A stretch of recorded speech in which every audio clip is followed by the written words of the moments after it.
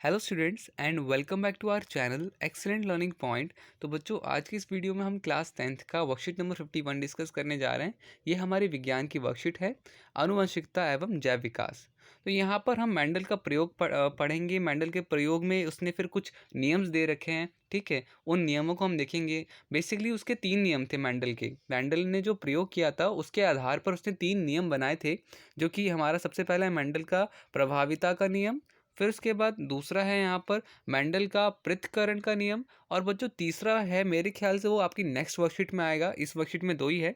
तो इन्हीं सारे टॉपिक्स के ऊपर हमारे पास कुछ क्वेश्चन आंसर्स हैं जो कि हम करने जा रहे हैं। बच्चों, इन क्वेश्चन आंसर्स में ही मैं आपको सारी चीज़ें आपको अच्छे से समझा दूंगा। तो बिना किसी टाइम वेस्ट किए क्वेश्चन आंसर स्टार्ट करते हैं।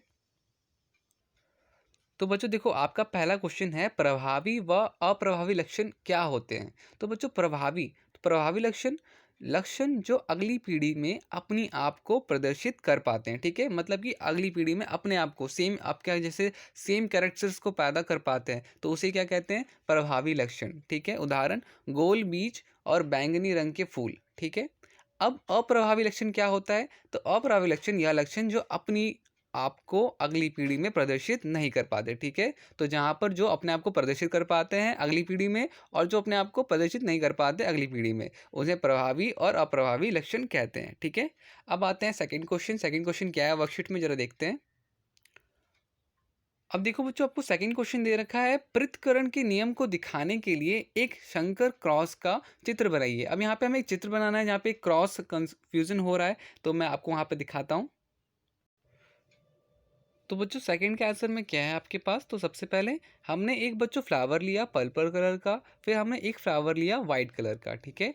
यहाँ पे हमने दोनों में क्रॉस किया, तो हमें क्या मिलता है। तो हमें मिलते हैं सारे के सारे पर्पल फ्लावर्स, ठीक है। क्रॉस करने के बाद क्या मिलता है, सारे के सारे पर्पल फ्लावर्स। मतलब कि इन्होंने अपनी क्या करी, अपनी जो भी क्वालिटी थी दूसरे नेक्स्ट जनरेशन में क्या कहते हैं, ट्रांसफ़र करी, ठीक है। तो ये यहाँ पर हो गया। तो इसे हम कहेंगे पेरेंटियल, और इसमें कहेंगे इसे हम कहेंगे F1 जनरेशन, ठीक है। ये आपके वर्कशीट के डायग्राम में सेम ऐसे ही दे रखा है, ठीक है।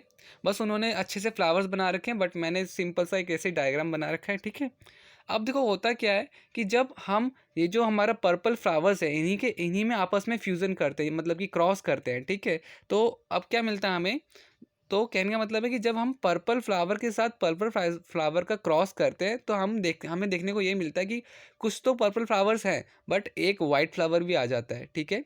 तो F1 जनरेशन से F2 जनरेशन कुछ इस तरह से बनती है। ये पूरा आपको इस तरह से बनाना है। मैं एक बार वापस दिखा देता हूँ आपको।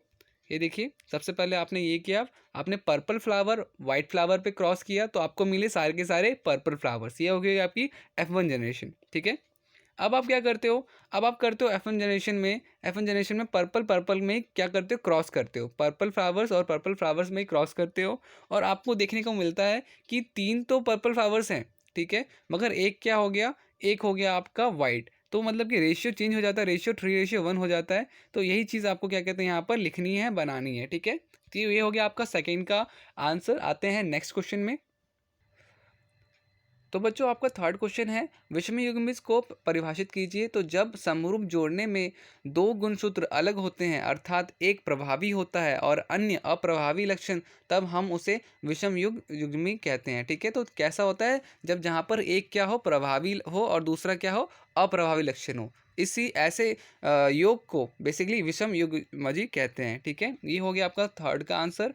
फोर्थ क्या है, एक लक्षण वंशानुगत तो हो सकता है परंतु व्यक्त नहीं, इस कथन की पुष्टि कीजिए। तो बच्चों, यहाँ पे क्या होगा, हाँ यह संभव है कि एक लक्षण वंशानुगत तो हो सकता है परंतु व्यक्त नहीं किया जा सकता। उदाहरण के लिए मेंडल ने शुद्ध लंबे और शुद्ध बोने मटर के पौधों का चयन कर संकरण कराया तथा प्रथम पीढ़ी F1 प्राप्त की। प्रथम पीढ़ी में सभी पौधे लंबे थे, द्वितीय पीढ़ी में लंबे और बौने पौधे का अनुपात लगभग 3:1 था, जो कि अभी जिस बच्चों हमने सेकंड आंसर में किया था। 2 लक्षणों में केवल एक प्रत्येक जानकीय लक्षण की दिखाई देता है, उन दोनों को मिश्रित प्रभाव दिखाई नहीं देता। F1 पौधे द्वारा लंबाई और बौनेपन दोनों लक्षणों की वंशानुगत हुई, परंतु केवल लंबाई वाला लक्षण ही व्यक्त हो पाया। ठीक है, मतलब कि सिर्फ आपने देखा ना कि सिर्फ पर्पल फ्लावर्स ही उग पाए ज़्यादा, दूसरा वाइट वाला फ्लावर तो एक ही था, तो व्यक्त किसे किया गया, तो केवल लंबे लक्षण वाला ही। ठीक है, तो ये हो गया आपका फोर्थ आंसर। और उम्मीद करता हूँ सारी चीज़ें आपको अच्छे से क्लियर हो गई होंगी। तो आज की वीडियो में इतना ही, मिलते हैं नेक्स्ट वीडियो में, तब तक के लिए bye bye and take care.